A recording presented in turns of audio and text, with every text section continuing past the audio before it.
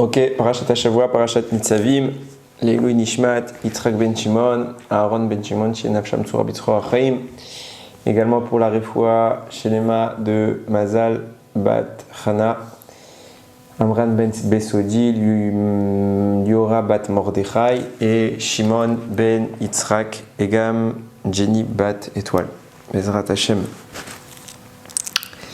Alors, on a la dernière paracha de l'année, dans la mesure où Rosh Hashanah c'est la semaine prochaine. Dernière paracha de l'année ne veut pas dire dernière paracha de la Torah. On a encore quelques parachutes. On finira à Simchat Torah, le livre, et on reprendra Bereshit. Et on a une paracha ici qui est toujours en rapport avec Rosh Hashanah. Donc évidemment que ça nous laisse à réfléchir sur le sujet, et on va s'arrêter un petit peu vraiment sur le début de la paracha. Il y a quelque chose d'assez intéressant et qui nous révèle quand même une anaga, une conduite d'Akadosh Baruch Hu dans ce monde. Il écrit comme ça: Atem nitzavim hayom kulechem, vous vous tenez aujourd'hui tous, lifnei Hashem Elokechem, devant Hashem votre Dieu.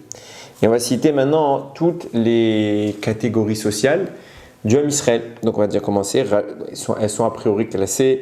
Je dis a priori parce que pour les deux derniers, il y a une divergence sur le classement. Mais en attendant, Rashichem, donc les chefs, Shiftechem, les tribus, Ziknechem, les anciens, Peshoterechem, les officiers, les policiers, Kol Ish Israël, tout membre du peuple juif. Donc on a ici 5 catégories qui sont énumérées. Deuxième pasouk, Tapechem, donc vos enfants, Neshechem, vos femmes, Begerecha, l'étranger, Asher Bekerev Machanecha, qui est à l'intérieur du camp, Mechotev Aitsecha ad Shoev Memecha, depuis celui qui fend ton bois jusqu'à celui qui puise ton eau. Et là encore, on voit, il y a 5 catégories qui sont citées dans ce passouk. Donc 5 catégories dans le passouk, le premier passouk, et 5 catégories dans le suivant. Et l'objectif est cité dans le passouk qui arrive, le troisième que je vais lire, Leovricha bivrit Hashem Ekecha v'alato, pour te faire passer dans l'alliance d'Hachem, ton Dieu. Pourquoi je dis que c'est intéressant? On va s'arrêter sur les 2 dernières catégories, parce que on parle ici, donc je rappelle, on a cité toutes les branches du Ham Israël, depuis les chefs, les tribus, les sages, les anciens plus précisément, les policiers, tout ce qu'on peut envisager, même les convertis, l'étranger, quand on dit l'étranger c'est le converti, donc il ne peut plus rien rester. On a dit les anciens, on a dit les sages, on a dit les tribus, les chefs de tribus, les policiers, tout le peuple juif, ça c'est une partie, tout le peuple juif ça veut dire le peuple standard. Même les convertis, il reste qui? Il n'y a plus personne. A priori, il n'y a plus personne. Et pourtant, après les convertis, donc la 8e position, l'étranger converti qui vit dans le camp, il y a encore 2 catégories, c'est ceux qui fendent le bois et ceux qui puisent l'eau. Alors, on pourrait être amené à penser aux esclaves. Ça aurait pu être le cas. Mais là, a priori, ce n'est pas le cas. C'est pas le cas parce qu'encore l'esclave il fait partie de notre propriété, il fait partie du Ham Israël à moindre mesure, etc. Mais là, on a une catégorie qui rentre dans rien. C'est pour ça que Rashi va préciser. Rashi va nous rapporter un commentaire intéressant qui va évidemment nous mettre sur la piste de notre développement. Rashi nous dit, ça vient nous apprendre qu'à l'époque de Moshe va se produire quelque chose, c'est écrit nulle part dans la Torah. Il y a peut-être la seule allusion. Elle va être faite plus loin, parce que l'histoire se reproduit. Donc je répète, nous dit Rashi, sont venus des Kénaanim, des gens du peuple de Kénaan, sont venus voir Moshe pour lui demander, ils se sont déguisés, ils se sont fait passer pour des autres personnes, pour pas qu'on les reconnaisse, et ils nous ont demandé de rentrer dans le camp du Ham Israël. En fait, c'était pas du tout légitime a priori. On va voir ce qui se passe ensuite. Et ce n'est pas la seule fois que ça arrive. Plus tard dans l'histoire, à l'époque de Yoshua, la Torah raconte que tout de suite après sa victoire sur la ville de Yéricho, tout de suite après, il a fait la conquête de la ville de Haï, qui était à côté. Et le peuple de Givonim, c'est une discussion, mais a priori, ça descend du peuple des Chitim qui font partie des 7 peuples, qui vivent en Eretz Israël, avant qu'on ne puisse le conquérir. les Giv'onim vont venir se déguiser parce qu'ils ont peur, tout simplement. Ils ne veulent pas que Yehoshua poursuive son avancée, sa percée militaire et qu'il arrive à la conquête de leur pays. Donc ils vont venir, ils vont se déguiser complètement pour pas qu'on les reconnaisse. Ils vont venir devant Yehoshua et devant les chefs des tribus et leur dire voilà, nous sommes un peuple qui vient de loin et qui a entendu toutes les merveilles qu'Hachem a fait au Ham Israël depuis la sortie d'Égypte, les combats contre le roi de Sichon, le roi Sichon et le roi Og, et ce que vous avez fait à Yericho, etc., etc. C'est merveilleux. On voudrait faire une alliance avec vous pour rentrer nous aussi dans cet aspect surnaturel et merveilleux que vous connaissez. Yehoshua va leur dire, mais peut-être que vous faites partie des peuples, des 7 peuples. Ils vont dire non, on vient de très très très loin. On est sincère, on est tombé, on est fan et on veut rejoindre un petit peu votre groupe. Donc une alliance va être créée. Il y a quand même une sorte de scepticisme, on va le voir tout de suite, qui va déranger Yehoshua, mais a priori il est suspect de rien. Il y a quelque chose qui va peut-être l'amener à avoir le raisonnement qu'on va développer, mais en apparence il y croit. Il ne sait pas que c'est une ruse, il ne sait pas que c'est une supercherie. Donc il les accepte et il leur dit exactement ce que Moshe va faire. Il leur dit ok, vous allez venir et on va vous placer en tant que puiseur d'eau et fendeur de bois. 3 jours plus tard, la vérité éclate.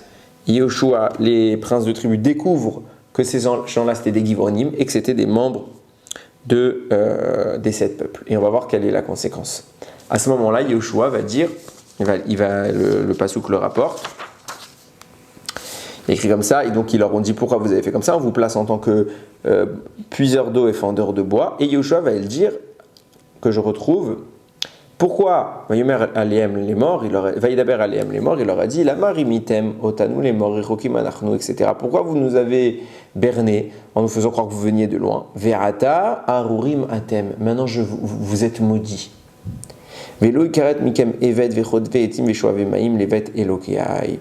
Et personne, vous ne cesserez jamais d'être quelque part les serviteurs du Ham Israël dans votre charge de fendre le bois, de puiser l'eau pour la maison d'Hachem. Donc ce sera pour le Mishkan pendant l'époque du Mishkan et pendant l'époque du Beth Amikdash, ce sera au Beth Amikdash. Donc finalement se produisent 2 événements identiques. Une fois chez Moshe, c'est des Kénaanim qui viennent et qui prétendent ne pas être des Kénaanim. Moshe va leur attribuer la fonction de puiser et de fendre le bois. Et une autre fois chez Yehoshua, c'est les Giv'onim qui sont aussi partis du peuple de Kénan, qui vont prétendre ne pas être des Kénanim, et Yehoshua, par la suite, va découvrir la supercherie. Tout de suite, le Siftei Chachamim, qui est un commentaire sur Rashi, précise une nuance entre Moshe et Yehoshua. Moshe, il est appelé l'homme fidèle d'Hachem. Il est dans une connexion qui fait qu'il ne peut pas s'écarter de la vérité. C'est impossible de lui mentir, quelque part. Il ne s'est pas fait avoir. D'après le Siftei Chachamim, c'était sûr que Moshe Rabbeinu était parfaitement au courant de l'identité des personnages. C'est pour ça qu'il les a refusés. C'est pour ça qu'il a dit, je vous place au titre de puiseur d'eau et de fendeur de bois. Yehoshua, lui, par contre, s'est fait avoir. Lui, il ne se revendique pas d'une telle proximité avec Hachem. Lui, on peut lui mentir, quelque part. C'est plus envisageable, c'est pas permis, mais c'est envisageable. Et lui va réellement tomber dans le panneau et accepter les Giv'onim à son époque et par la suite leur donner le statut dont on vient de parler. Et c'est ça qui va nous amener quand même à une réflexion intéressante. Si Moshe considère que ces gens-là, c'est des Giv'onim, donc c'est pas des Giv'onim mais ça, en tout cas c'est du peuple de Kénan, et qui ne veut pas les accepter, c'est quoi cette décision qu'il a fait? Pourquoi il les oriente vers le statut de puiseur d'eau et de fendeur de bois? Alors, pourquoi je pose la question? Parce que il y a quand même, on va généraliser le propos, que des goïms vivent en Israël. Ça, c'est un statut social qui existe. Ça s'appelle la guerre Toshav. Guerre Toshav, c'est permis. On va y venir. Donc que Moshe accepte des goïms, c'est pas surprenant. qui leur donne un statut social ou un métier, qui leur réduit dans le choix du métier, c'est-à-dire vous faites ça et rien d'autre, c'est quelque chose qui est bizarre. Quelle est l'idée derrière? Pourquoi Moshe veut absolument les placer? On comprend maintenant, on vient de, entre guillemets, répondre à la question qu'on avait insinuée, de savoir qui étaient ces hommes, les puiseurs d'eau, les fendeurs de bois, pourquoi ils sont distingués des juifs et même des convertis, parce que Moshe ne les a pas acceptés dans la Torah, enfin pas acceptés en tant que peuple juif, donc il ne les a pas convertis. Donc oui, ils sont une autre catégorie, ils ne sont ni juifs ni convertis, ils sont une autre catégorie. Ils vivent avec le Ham Israël, ils ont un statut social, mais Moshe veut les placer dans ce rôle qui est puiser l'eau et fendre le bois. Donc on se pose évidemment la question pourquoi. Mais avant d'aller plus loin, il faut préciser quelque chose d'important. Est-ce que Moshe avait le droit de faire ça, de les accepter? Pourquoi je pose la question? Il y a des psukim clairs dans la Torah qui demandent à ce que les 7 peuples qui vivent en Israël soient éradiqués. On n'a pas le droit de l'otechaye kol neshama. Tu feras vivre aucune âme. Comme ça le pasuk dit. L'otechaye kol neshama. Tu laisseras aucun survivant. Et je précise la chose, c'est volontairement que je le fais, parce que c'est quelque chose qui est souvent utilisé par des détracteurs de la Torah, de dire, t'as vu, les bénis Israël, ils sont venus, ils ont tué, et leur religion leur a demandé la barbarie, leur a demandé d'éradiquer les peuples qui étaient là, peinards, paisibles, ils n'ont rien demandé à personne, vient le Ham Israël, et il tue tout le monde. Non. C'est pour ça que je précise que Moshe avait clairement le droit de le faire. Pourquoi? Parce que c'est écrit, c'est rapporté dans le Midrash, que comme Am Yehoshua a fait la conquête sur les 7 peuples, il a proposé la paix. Malgré que la Torah demande la mise à mort. Qu'est-ce que ça signifie? La Torah ne demande la mise à mort que dans un cas. Ça veut dire qu'initialement, le Midrash rapporte qu'on leur envoyait des messages pour leur dire, vous avez première option, soit vous partez. Vous-même, vous décidez de partir, d'abandonner les terres, soit vous voulez rester et vous acceptez la souveraineté d'Israël, ça rappelle l'actualité, vous restez, il n'y a aucun problème, vous acceptez les lois d'Israël, vous acceptez la souveraineté d'Israël. C'est nous qui sommes les propriétaires et les gouverneurs du pays, on impose nos règles, vous n'êtes pas obligé de faire toute la Torah, d'après c'est une discussion, en tout cas vous devez faire au moins les 7 mitzvot Bnei Noach, donc les 7 mitzvot Noachid les plus basiques, qui sont aujourd'hui dans à peu près toutes les religions, donc c'est assez facile. Ou troisième option, vous ne voulez pas partir, vous ne voulez pas admettre notre souveraineté, alors c'est la guerre.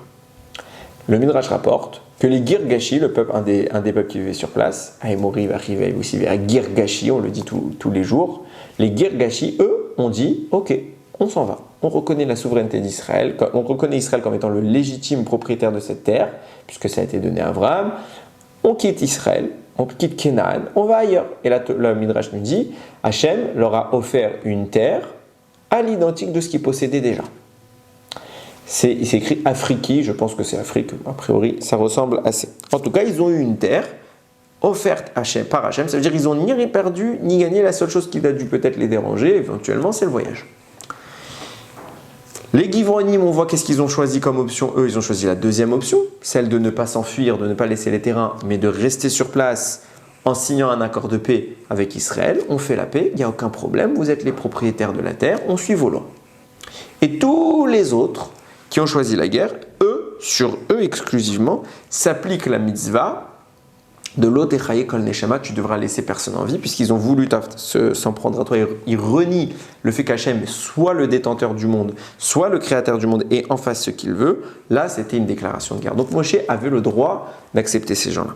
Maintenant, dans le cas des Givronim, à mes yeux, ils ont le statut de Ger Toshav. Ger Toshav, c'est donc une personne qui réside parmi les Hébreux, parmi les Bnei Israël, en Eretz Israël, et il suit quelques petites lois pour ne pas faire Avodah Zara, etc. Les lois basiques, on ne lui demande pas de faire Shabbat, etc. On ne lui demande pas de faire la Torah et les mitzvot, on lui demande de ne pas s'éloigner des 7 mitzvot noirées, donc l'air d'être un bon goy, tout simplement, ni plus ni moins. Donc c'est un Ger Toshav. Ce qui m'intéresse dans le questionnement, et je reviens dessus, c'est l'attitude de Moshe. Un Ger Toshav, on ne lui impose aucun travail. Il fait le travail qu'il veut, tant que son travail ne consiste pas à construire des idoles ou à faire quelque chose d'interdit, d'illégal par la loi du pays. Il peut travailler dans la profession qu'il souhaite.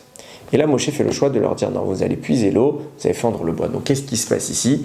Pourquoi ça se passe comme ça? Pourquoi ça s'est passé également à l'époque de Yoshua, etc. Alors, c'est intéressant parce que Rashi, sur l'événement concernant Yoshua, donc une fois que sont venus les Givronim, etc., Rashi va y mettre un commentaire. Il dit, eux aussi, ils ont agi avec ruse, donc ces personnes-là, comme il y a écrit dans le passouk de Yoshua, eux aussi.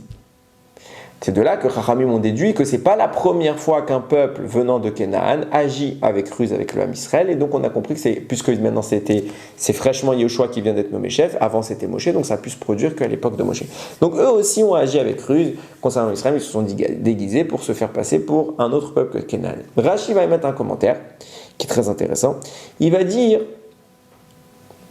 que ce qui se passe ici, la ruse dont vont faire prendre les Givronim, c'est à l'image de la ruse que les fils de Yaakov vont avoir à l'époque de Shrem.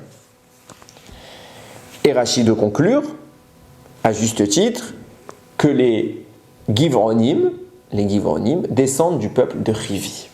Alors on va maintenant détailler de quoi on parle. Shrem, c'est une peuplade qui fait partie aussi du peuple de Rivi. Et à l'époque de Parashat Vayeshev, Yaakov Avinu a fini son affrontement avec Laban. Il a fini son affrontement avec Esav. Il dit ça et maintenant je vais être peinard. Je vais être tranquille. Donc il s'installe.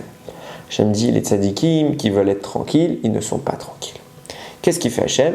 Tout de suite il envoie une immense épreuve à Yaakov, une épreuve qu'on souhaite à personne. Sa fille Dina va se faire violer. Qui est l'auteur de ce crime? Shrem, le fils de Hamor. Ça ne lui a pas suffi à cet homme d'avoir souillé cette jeune fille. Il va se rendre chez Yaakov, en présence des frères, des fils de Yaakov, donc les enfants de Yaakov, et il va leur dire, écoutez, je suis tombé amoureux de votre fille et de votre sœur. Je veux me marier avec elle.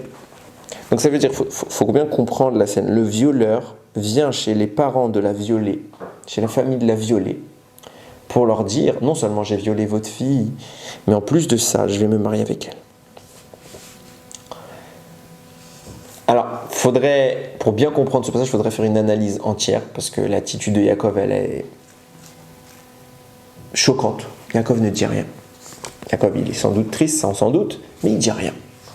C'est ses fils qui vont prendre la parole, les frères, un peu plus impétueux, ils ont plus de tempérament, c'est Shimon et Lévi. Shimon et Lévi vont dire, ok, on accepte. À une condition, chez nous, on accepte que tu te maries avec notre sœur, à une condition, c'est que tu fasses la Brit Mila. Si tu fais la Brit Mila à toi et toute ta ville, alors on va faire une sorte de partenariat. Vous pourrez commercer avec nous, on pourra commercer avec vous, vous pourrez garder notre sœur et vous marier. Shrem est tellement amoureux, il faut bien comprendre, hein. C'est pas juste il a eu un désir, une pulsion sexuelle, il est tombé amoureux d'elle. Shrem est tellement amoureux de Dina qui va voir, son père est le leader du peuple en question, il va aller voir toute la ville et il va leur dire on fait tous la Brit Mila. Tout le monde, toute la ville doit faire la Brit Mila. Quel était le plan? Shimon et Lévi ont dit deux options. Soit ils vont dire on ne fait pas la Brit Mila, donc on récupère notre sœur et Shalom à l'Israël. Soit au contraire, ils vont tellement aller loin dans la folie, ils vont faire la Brit Mila, et au troisième jour, ils seront tellement faits, parce qu'on sait que le troisième jour de la Brit Mila, c'est le plus douloureux, qu'on va venir, on va tous les tuer. C'est ce qu'ils ont fait comme choix. La ville de Shrem fait la Brit Mila intégrale, tous les gens de Shrem font la Brit Mila, et viennent Shimon et Lévi, et ils tuent tout le monde. Tout le monde. Et ils récupèrent Dina. Et de façon étrange, Yaakov s'énerve. Yaakov n'est pas d'accord. Alors, ce que Yaakov n'est pas d'accord, a priori, c'est la démarche. C'est pas de dire qu'il fallait venger Dina, que ce qu'ils ont fait c'était permis ou pas permis. On n'est pas du tout dans le débat de la légalité de l'acte de Shrem. C'est indiscutable, c'est atroce, il mérite une grave sanction. Mais la démarche, elle ne plaît pas à Yaakov. Elle ne plaît clairement pas à Yaakov, parce que c'est de la ruse. Et pourquoi elle ne plaît pas à Yaakov? Il faut bien comprendre. Yaakov a lui-même eu à ruser. Contre qui? Contre Esav. Pourquoi? Parce que initialement, Esav, c'est la matérialisation du serpent originel, qui a lui-même rusé contre Adam et Chava, et Adam, c'est la l'entité qui va se répercuter sur Yaakov. Donc, comme le serpent ruse contre Adam, alors Adam va se réincarner au travers de Yaakov pour ruser contre Esav, qui est la réincarnation du serpent.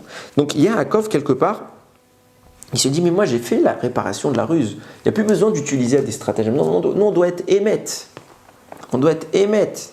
C'est pour ça qu'on dit tout le temps, Titen, émette, les Yaakov. Yaakov, c'est la vérité. Une fois justement, c'est l'homme qui va ruser, qu'on appelle l'homme de la vérité. On n'appelle pas Abraham la vérité, on n'appelle pas Yitzhak la vérité, on l'appelle Yaakov la vérité. Pourquoi? Parce que justement, il a mis fin à la nécessité de ruser en brisant l'attitude du serpent. Donc pour lui, une fois que Esav est vaincu, une fois que le titre d'aîné lui est acquis, il n'y a plus besoin de ruser. Et les frères vont ruser. Donc en clair, ils vont utiliser une démarche qui est celle de Esav, qui est celle du serpent, alors qu'il ne fallait plus l'utiliser. Ça, c'est ce qui va déranger Yaakov. Et Yaakov sait qu'il va y avoir des répercussions négatives sur ça. Et il va donc réprimander ses fils. Pourquoi vous avez fait ça? Ils vont dire quoi? Notre sœur, c'est une fille de rue, pour qu'on la laisse se faire violer et qu'on n'intervienne pas. Et Yaakov ne répond pas. Parce qu'ils n'ont pas compris le message. Yaakov comprend qu'ils ont un vrai argument, mais Yaakov ne reproche pas la guerre qui a été déclarée. Ce qu'il reproche, c'est la démarche. La ruse, c'est l'attitude du Nachash, du serpent, ce n'est pas notre attitude. Ce qui se passe ici, nous dit Rashi, c'est que de la même manière que les frères ont rusé avec le peuple de Chivi dont Shrem faisait partie, plus tard, les Givronim, eux-mêmes faisant partie du peuple de Chivi, vont ruser avec le Ham Israël. Et la corrélation, elle nous est rapportée par le Mizrach Shemesh, qui est un élève du Maharal de Prague, parce que c'est intéressant de voir toutes les corrélations qui se mettent en place. D'une part, c'est les mêmes protagonistes. On a Israël d'une part, donc Yaakov et ses fils à l'époque de Yaakov, de Parashat Vayeshev, et le Ham Israël à l'époque de Yeshua, qui font face au Chivim, dans les deux cas. Après, c'est une partie à chaque fois, mais c'est le peuple de Chivi. Deuxièmement, il y a une ruse. Une fois, c'est Israël qui ruse les Chivim, une fois, c'est Chivim qui ruse Israël. Et troisièmement, dans les deux cas, on parle de Brit Mila. Dans les deux cas, on parle de Brit Mila. Pourquoi? On voit dans l'histoire de Shrem qui a fait la Brit Mila. Et au troisième jour, sont venus les enfants de Yaakov pour tuer tout le monde. Et pareillement, ici, nous disent Rachamim, pour montrer qu'ils étaient sincères, ils ont fait la Brit Mila devant Yehoshua. Pour montrer à Yehoshua, regarde, on n'est pas en train de mentir, on veut vraiment s'approcher de la Torah des mitzvot, on veut vraiment s'approcher du judaïsme, alors on fait la Brit Mila. C'est sans doute, je dis bien sans doute parce que ce n'est pas écrit, mais c'est sans doute pourquoi. C'est au troisième jour que Yehoshua va voir la supercherie. De même que la Brit Mila, nous dit le Mizrach Shemesh, il nous explique comme ça. De même que la Brit Mila a été l'élément de mise à mort des Chivim, à l'époque de Yaakov, pour réparer cela, c'est ce que il explique un peu le propos de Rashi, pour réparer cette attitude par laquelle on a rusé, qui est l'attitude du serpent. La ruse, c'est l'attitude du serpent. Vous avez utilisé une force du mal, alors la force du mal se retourne contre vous. C'est pourquoi la Brit Mila, qui a été l'outil de mise à mort des membres de Shrem, sera l'outil de mise à vie, je ne sais pas si ça se dit, mais en tout cas de survie des Givronim. Ils vont faire la Brit Mila, et 3 jours plus tard, au moment même où, à l'époque de Shrem, c'était la mise à mort, et bien à ce moment-là, le Ham Israël va découvrir la supercherie des Givronim. Les Givronim vont apparaître au grand jour, tout le monde va comprendre que c'était une arnaque, mais seulement on ne peut plus rien faire. Pourquoi on ne peut plus rien faire? Parce qu'on a passé un pacte d'alliance, on a scellé l'alliance, on a dit on est maintenant liés, ni on vous attaque, ni on vous veut de mal, et on ne vous attaquera plus. Vous êtes tranquille. Et puisque ça fait 3 jours avant, pendant qu'on pensait que c'était vraiment des gens sincères, 3 jours plus tard, on ne peut pas annuler le contrat, on s'est engagé, on tient promesse, on ne peut plus rien faire. La Brit Mila, dans les deux cas, a été l'élément déclencheur. Une fois, ça a été pour les tuer, une fois, c'est ce qui les a sauvés. C'est complètement l'opposé. Et c'est ce qu'il dit le Mizrach Shemesh, c'était quelque part le tikkun, et c'est peut-être ça qui a dérangé Yaakov. Il savait que les forces du mal qui ont été utilisées n'étaient pas bonnes. Il savait qu'à cause de ça, vont se greffer au Ham Israël encore des gens de mauvaise intention. La Gemara, la Gemara Yerushalmi de Jérusalem, elle apporte une précision très importante. Elle dit, pourquoi on les appelle Chivi? Chivi en araméen, ça veut dire serpent. Pourquoi on les a appelés les Givonim comme étant membres du peuple de Rivi? Parce que finalement, leur démarche, quand ils s'approchent de Yoshua, c'est exactement la même démarche que celle du serpent quand il s'approche d'Adam et Chava. Même démarche. Petit 1, on voit que les deux ont été maudits. Il y a écrit qu'Hachem il a maudit le serpent, et après il y a Yoshua, il a maudit les Givonim. Mais plus que ça, beaucoup plus que cela. Quelle était la raison par laquelle le serpent s'en est pris à Adam et Chava? Alors, il y en a plein qui sont évoqués, celle de la Gemara dont je parle. Elle va dire comme ça, elle va dire en fait, Hachem leur a dit, le jour où vous mangerez du fruit de l'arbre, vous mourrez. C'est vrai, il a dit, donc si j'arrive à les faire manger du fruit de l'arbre, ils meurent Adam et Chava. Il n'y aura donc plus d'êtres humains. S'il n'y a plus d'êtres humains, je suis dépositaire, je suis celui qui héritera de la terre pour moi tout seul. Il voulait encore une fois, il voulait supplanter l'homme et prendre sa place dans le rôle d'être le dominateur terrestre. Pareillement, nous dit la Gemara, les Rivim, les Givonim plus précisément, ils vont dire la même chose. Ils vont dire, attends, Hachem il a promis aux Juifs de leur donner Eretz Israël. Donc en clair, nous, c'est eux les chefs sur Eretz Israël, mais nous on veut Eretz Israël. Donc qu'est-ce qu'on va faire? On va leur tendre un piège. On va faire une alliance avec eux. Si on fait une alliance, pendant qu'ils ne savent pas qui on est, alors après ils sont bloqués. Pourquoi? Soit ils transgressent l'alliance, leur serment qu'ils ont fait avec nous de ne pas nous toucher, et dans ce cas-là, leur Dieu va les punir. Soit ils nous laissent en vie, mais la Torah a réclamé notre mise à mort, puisqu'il est écrit que tous les peuples, il faut les tuer, sauf qu'ils ne savaient pas qu'en cas de paix, il n'y a pas besoin de mettre à mort. C'est une erreur qu'ils ont fait. Mais eux pensaient que s'ils arrivaient à berner le Ham Israël en faisant signer ce contrat, soit ils devront transgresser le contrat, soit ils devront transgresser l'ordre d'Akadosh Baruch Hu de les mettre à mort. Donc dans tous les cas, ils vont fauter. S'ils fautent, Hachem va les tuer, il ne va pas leur donner la terre. Et de sorte, nous les Givonim, on pourra hériter de la terre d'Israël sans qu'Israël ne vienne la réclamer. Le serpent a voulu prendre la place d'Adam, garder la terre pour lui tout seul. Les Rivim, les Givonim plus précisément, ça fait 2 fois que je me trompe, ont voulu prendre la place d'Ebn Israël et de garder la terre pour eux sans avoir à la partager. D'ailleurs, c'est intéressant de rappeler ici les propos du Yalkut Reuveni qui dit que tout à l'heure, j'ai fait exprès de le préciser comme ça quand j'ai lu les psukim, il y a 2 psukim qui citent toutes les catégories sociales du peuple d'Israël présent au moment où Moshe parle, et ils sont répartis sur 2 versets. Le premier verset contient les 5 premières catégories, le dernier verset contient les 5 premières catégories. Évidemment, ça nous fait rappeler à l'articulation des 10 commandements, nous dit le Yalkut Reuveni, sachez que sur les tables, c'est quelque chose de connu, évidemment, il y avait 2 tables de la loi, et la première contenait 5 commandements, et la dernière contenait 5 commandements. Sachez que les répartitions sociales qui sont maintenant évoquées dans les psukim sont une corrélation entre les 10 commandements présents sur les tables de la loi. Donc en clair, il y a le premier commandement correspond à la première catégorie sociale, donc les chefs, les Rav Shechem, vos chefs. Le deuxième commandement au deuxième, le troisième, le quatrième, le quatrième.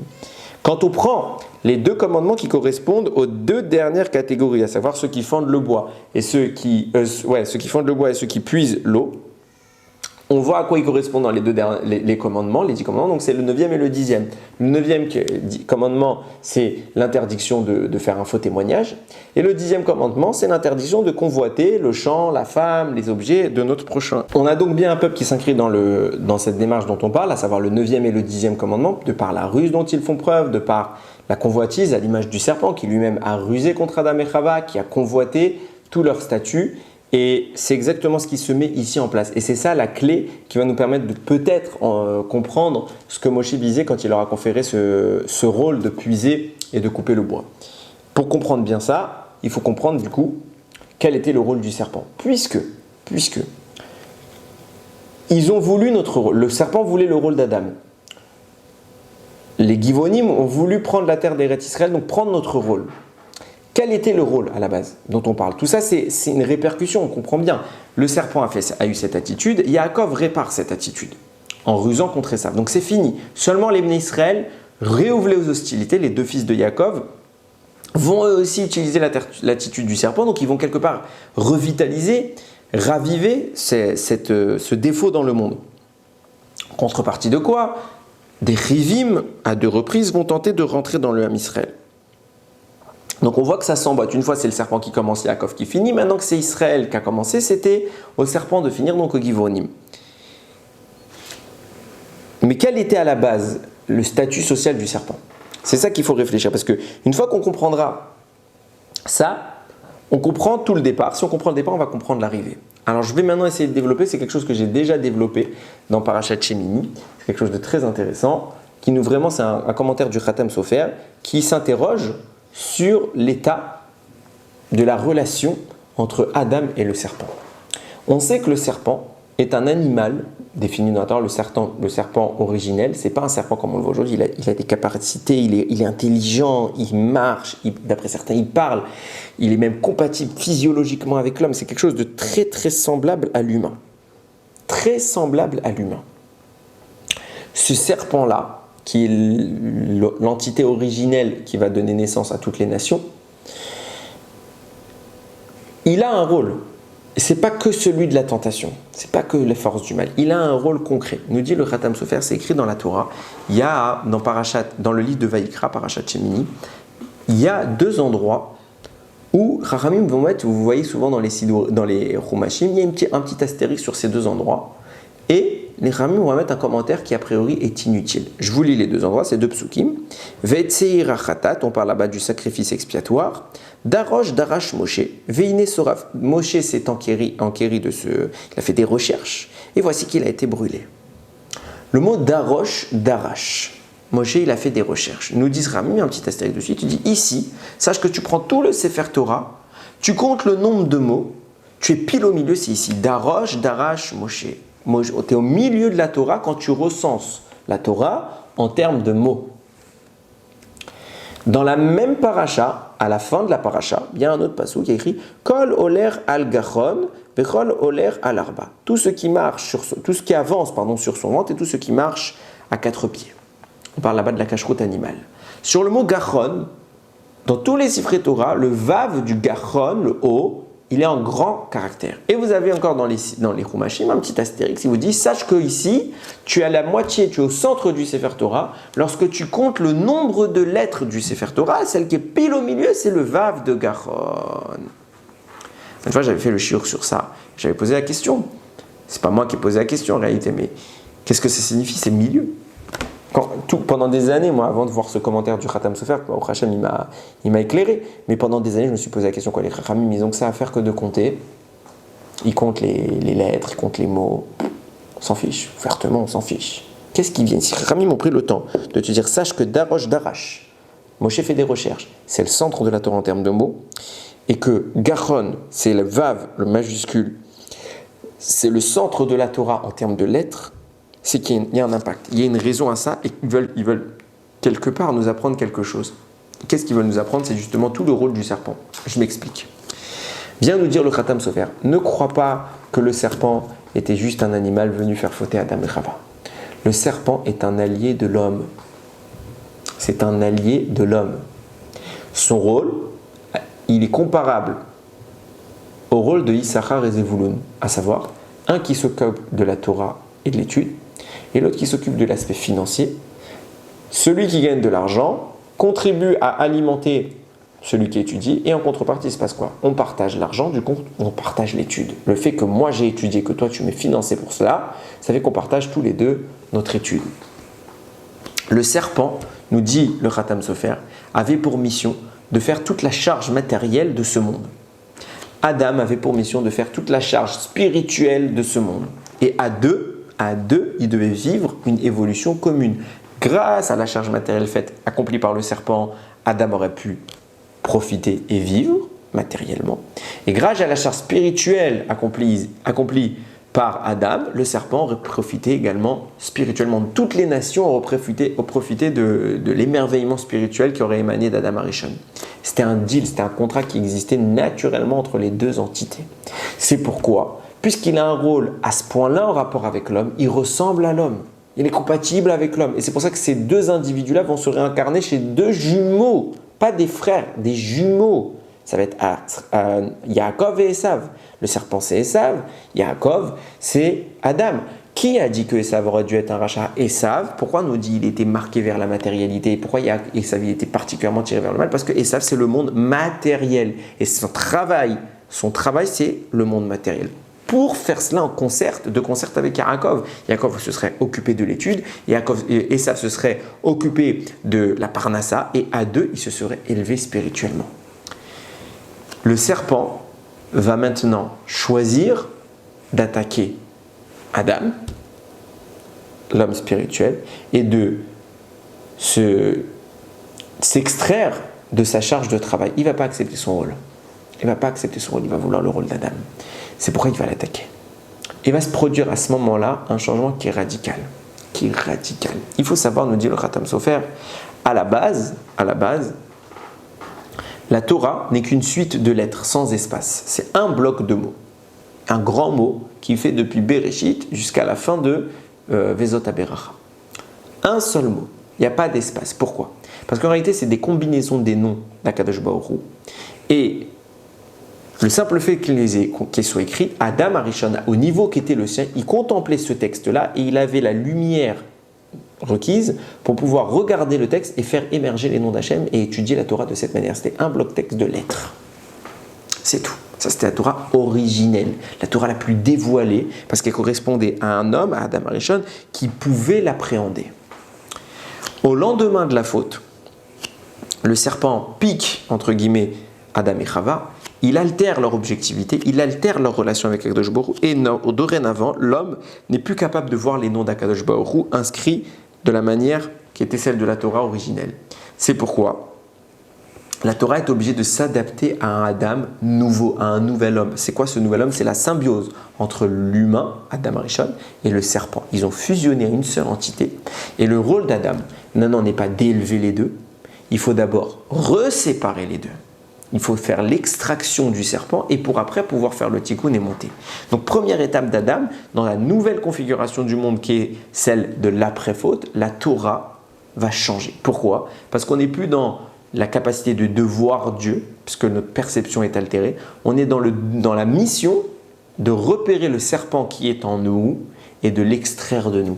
C'est un travail de recherche. C'est pourquoi la Torah change, la Torah s'agence en mots, se crée des espaces pour cacher les secrets de la Torah, pour cacher la présence des noms d'Akadosh Baruch Hu. Et le travail maintenant, c'est de repérer ces noms dans la Torah par un effort de recherche, par un effort d'étude. Et cette étude permettra l'extraction, en repérant les noms d'Hachem, on extrait le serpent et on redevient le Adam originel. C'est pourquoi dans la nouvelle version de la Torah, celle qui s'articule en mots, où se trouve le milieu ? Dans Darosh, Darash. Quand Moshe fait des recherches, Moshe fait une recherche, là où il y a de la recherche, c'est l'étude actuelle, et elle a pour rôle, elle se mesure en termes de mots, et puis en termes de lettres, elle a pour rôle de déceler qui est le serpent, qui est le mal, qui est l'homme, qui est le bien. Mais que nous disent Chachamim? Mais sache que si tu veux savoir, ça c'est la version actuelle, les mots c'est la version actuelle, mais si tu veux reprendre la version originelle, et que tu veux savoir où se trouve le centre de la Torah, il se trouve dans le Vav du mot Gachon. C'est quel animal avance sur le ventre, nous dit Rashi sur place? C'est le serpent. Et au centre de toute la Torah se trouvait le Vav, qui est justement le symbole du serpent, parce que le Vav c'est un trait droit. Se trouve le serpent au centre de la Torah. Pour te dire, dans la version originelle de la Torah, celle qui est composée que de lettres, où est la moitié de la Torah? La moitié de la Torah c'est Adam, l'autre moitié de la Torah c'est le serpent. Le serpent il est au centre, il est l'associé légitime et naturel d'Adam. Il doit travailler avec Adam. Et maintenant que le serpent s'est défaussé de ce rôle, alors le Vav disparaît, on parle de Gachon, quelque chose qui rampe. Toute sa droiture, toute cette capacité de se faire face à Adam s'effondre, il est quelque chose qui rampe. Pourquoi ? Parce que sa substance s'est déversée chez Adam. Et le statut change. Adam doit maintenant extraire ce serpent. Donc la Torah change. On a une Torah originelle qui s'écrit en lettres. Et on a une Torah actuelle qui s'écrit en mots. On a un milieu de la Torah originelle, celle qui prend en compte le serpent. On a un milieu de la Torah actuelle, celui qui prend en compte l'étude de la Torah visant à détecter le serpent. Si on a compris ça, on peut comprendre maintenant le rôle, précisément le choix de Moshe Rabbeinu. Qu'est-ce qui se passe? Le serpent est celui qui ouvre les hostilités. Il fait une ruse. Yaakov se réincarne en tant qu'Adam nouveau, le serpent se réincarne chez Esav, et la vengeance, entre guillemets, le tikkun, la réparation se fait. Yaakov réutilise les armes du serpent, et c'est à lui de ruser contre Esav. Le tikkun est terminé. Seulement, une fois qu'on a fini ça, que font les fils de Yaakov? Ils ressuscitent le serpent. Ils ressuscitent le serpent. C'est pour ça qu'Yaakov s'énerve. Dina a été violée, et au lieu de simplement faire justice, ils vont ruser, ils vont utiliser l'attitude du serpent. Et quelque part, ils ont relancé la guerre. Et Yaakov s'énerve. Il n'est pas d'accord. Pourquoi vous avez fait ça? Ce qui va leur reprocher, ce n'est pas la mise à mort, c'est la manière dont on a fait les choses. Maintenant qu'on a réouvert les hostilités, et qu'on a rusé, et qu'au travers de la Brit Mila, on a tué, alors Akadosh Baruch Hu va faire en sorte que quoi? On fasse une réparation, et que ce soit une ruse qui va se jouer au travers de la Brit Mila, mais cette fois contre nous. C'est pour ça que les Givonim vont venir, et même à l'époque de Moshe Rabbeinu, ils vont venir les Kénaanim pour se déguiser et pour rentrer dans le Ham Israël. Seulement Moshe n'est pas dupe, il sait de quoi on parle. Lui, il ne va pas se faire avoir, parce que justement, lui a déjà fait l'effort de réparation. Il n'a pas fait le veau d'or, il est dans une catégorie qui est tellement haute que le serpent, il le voit arriver. Il n'est pas gêné par le serpent. Le mal, Moshe est capable de le caractériser. Et donc, Moshe leur dit, je sais, en clair, Moshe sait pourquoi ils sont là. Il sait que ce n'est pas simplement une tentative venant d'eux. Il sait que c'est la suite logique de la faute des frères quand ils ont voulu berner Shrem. Et il savait que ça allait se passer. C'est pourquoi il dit, puisque tout cela part du serpent, nous on doit maintenant réparer. Le serpent vers l'hostilité, Yaakov les a fermés. Les frères ouvrent les hostilités, maintenant c'est au serpent de venir reprendre son dû. Donc qu'est-ce que Moshe doit faire? Il doit rétablir les choses et il va faire un cadeau. Écoutez bien ce que je dis, il va faire un cadeau au peuple de Canaan. Il va leur dire, vous allez vous occuper de puiser l'eau et de fendre le bois pour le Beth Amikdash. Et inconsciemment, sans même savoir pourquoi, Yeshua va leur donner la même fonction. Pourquoi? Parce que puiser l'eau, c'est un acte matériel. Couper le bois, c'est un acte matériel. Seulement ces deux actes-là visent quoi? Visent le spirituel. Ils vont servir pour le Beth Amikdash. C'est exactement le statut qu'avait octroyé Akadosh Baruch Hu au serpent. Tu vas faire les charges matérielles qui vont nourrir le spirituel. Grâce à toi, le spirituel va exister. Parce que toi, tu vas te charger du matériel pour que Adam puisse étudier la Torah et faire les mitzvot.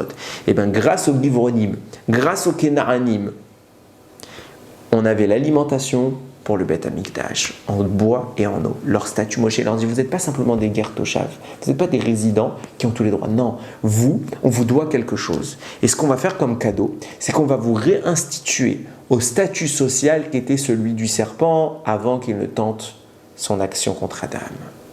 On vous remet là où vous étiez. Puisque c'est nous qui avons ouvert les hostilités, on a une faute à réparer, on vous doit quelque chose. Moshe dit, je fais le choix de les placer à ce rôle, à ce travail, pour qu'ils puissent justement récupérer quelque part ce qu'on leur a fait de mal. Et je trouve que je vais conclure sur cela, je trouve que justement c'est afférent avec Rosh Hashanah. Pourquoi? Évidemment, on sait que ce qui s'est passé justement à l'époque d'Adam Rishon, c'était le jour de Rosh Hashanah. C'était le jour de Rosh Hashanah, puisqu'Adam Rishon a été créé à Rosh Hashanah. Mais bien plus, ce qui m'intéresse, c'est la démarche d'Akadosh Baruch Hu. Le moindre détail, et c'est pas mes mots, c'est les mots du Mizrach Shemesh. Le moindre détail de notre vie, Akadosh Baruch Hu le retient. Et quand il y a quelque chose à réparer, il met toujours sur notre chemin la possibilité de le faire. Beaucoup de personnes se disent, je ne pourrai jamais réparer mes fautes. Je ne pourrai jamais y arriver. Jamais y arriver. C'est ce que veut le serpent. Ce que veut le Yetzer Hara. Et à cela, je ne sais plus où ce que j'ai lu ça, je crois que c'est dans un texte de Rav Ovadia Yosef que j'ai lu ça. Oui, c'est dans un texte de Rav Ovadia Yosef, je ne pourrais pas vous dire où. J'ai lu cette semaine. Il rapportait, rappelez-vous, combien de grands hommes sont venus déjà des Grim, des Goïm, ils se sont convertis et ont fait émerger les plus grands de la Torah. Rabbi Akiva est un homme qui a fait tchouva à 40 ans. 40 ans. Il avait en haine les religieux. Il a fait tchouva. Resh Lakish, qui est un pilier de la Gemara, était un bandit. C'était un grand bandit. Un bandit notoire. Il est devenu un Amora de la Gemara, un homme capable de ressusciter les morts. Et nous, on se dirait, on n'est pas des bandits. On n'a pas en haine, comme Rabbi Akiva avait, on n'a pas en haine les Chachamim. Au contraire, on les aime. On fait des fautes. Si eux ont fait tchouva et sont arrivés si haut, pourquoi nous on ne pourrait pas? Si on veut, on peut. Et mieux que cela, si on veut, on va y arriver. Ça ne fait pas de doute. Celui qui veut sincèrement, moi je pense que son taux d'échec est de 0. Son taux de réussite, il est de 100%. C'est sûr qu'il va y arriver. Pourquoi? Parce qu'Hachem, il va tout mettre en place. Comme ça. Comme ça, on traînait une faute depuis Yaakov Avinu. On a traîné cette faute, on a traîné cette faute, on a traîné cette faute. Des siècles. Que fait Hachem? Je ne t'inquiète pas. Je la répare ta faute. Je te mets en... Même sans que tu t'en rendes compte. Tu vas te faire avoir. C'est une réparation. C'est une réparation qu'Hachem a mis en place, qu'il a orchestré. Tu crois sincèrement que toutes les fautes que tu as pu faire dans ta vie, Hachem ne va pas mettre en place quelque chose pour les réparer? Tu crois qu'il y a quelque chose qui va t'empêcher de faire tchouva? La seule chose qui t'empêche de faire tchouva, c'est toi. Tu dois toujours, on le fait tous, remettre la faute sur les autres. Oui, moi je peux pas, je viens pas de telle famille, j'ai pas appris, je sais pas lire la Torah, je sais même pas lire l'hébreu, je sais pas traduire, je sais pas. Ça, c'est une attitude de dégonfler. C'est une attitude de dégonfler. Dire c'est la faute à autre chose, c'est une attitude de dégonfler parce qu'il ne fait aucun doute que si tu veux et que tu t'y mets, tu y arriveras. C'est impossible que ça marche pas parce qu'Hachem veut ta tchouva. Il veut que ça. Il veut la tchouva. Donc si toi, tu te donnes le minimum de moyens d'y arriver, tu y arriveras. La seule chose qui fait que tu n'y arriveras pas, c'est que tu te sors des excuses ou que tu ne veux pas faire tchouva. Mais si tu te sors des excuses, a priori, c'est que tu ne veux pas faire tchouva. Il est là le secret. Tout le développement que j'ai fait ici, c'était pour en arriver à là. On arrive à la veille de Rosh Hashanah. Pas d'excuses, pas de dégonfler. On accepte qu'on a fait des fautes. On le dit. Et c'est une folie quand on regarde à Yom Kippour. On demande toute la journée, on va dire quoi? Hachem, j'ai fauté. Mais qui serait assez fou pour dire ça? Le jour où tu es en train de te faire juger, tu devrais dire non, moi je suis un ange, je suis un tzaddik. Non, j'ai fauté. Je plaide coupable. Parce que c'est quoi l'intérêt? Si tu plaides pas coupable, c'est que tu n'admets pas que tu as quelque chose à changer. Admets que tu as quelque chose à changer et tu peux le changer. C'est ça le secret. Oui, on a fauté. Tous.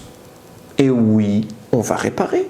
On n'a pas peur de dire à Hachem qu'on va fauter. C'est pour ça qu'à Yom Kippour, on peut lui dire on a fauté. On n'a pas peur de le dire. Pourquoi? Parce qu'on pourra toujours réparer. Toujours, Hachem, il nous offrira la possibilité de revenir vers lui. Il a les bras bien tendus et il attend que nous. Quand Rosh Hashanah arrive, allons vers lui.